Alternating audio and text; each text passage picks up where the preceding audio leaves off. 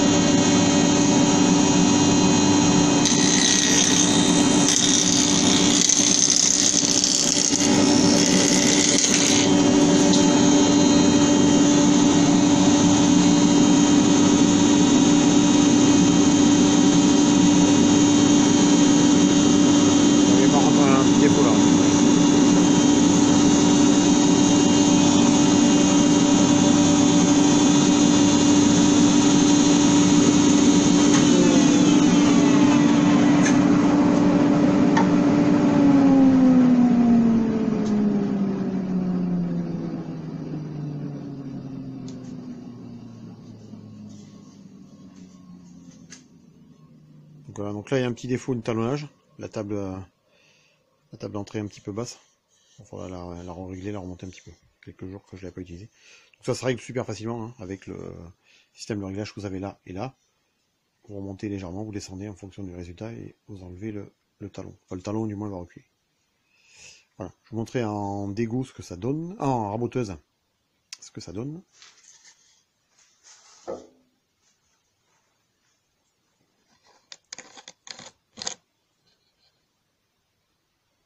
Donc là la machine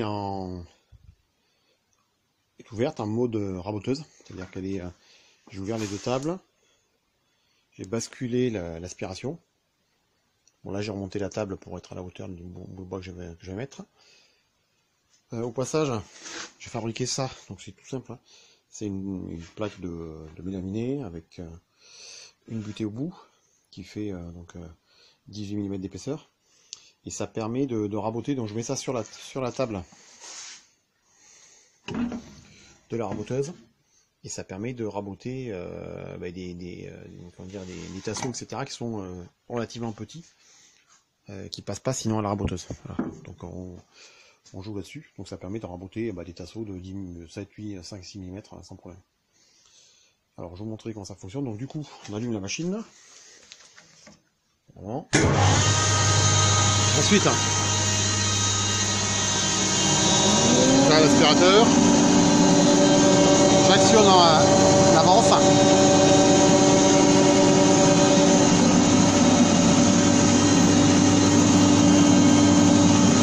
Et je mets mon bout de bois.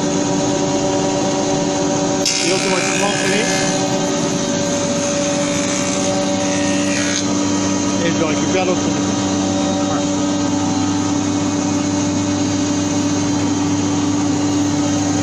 Donc là on voit le défaut de tout à l'heure. Hein. On va remettre un petit coup.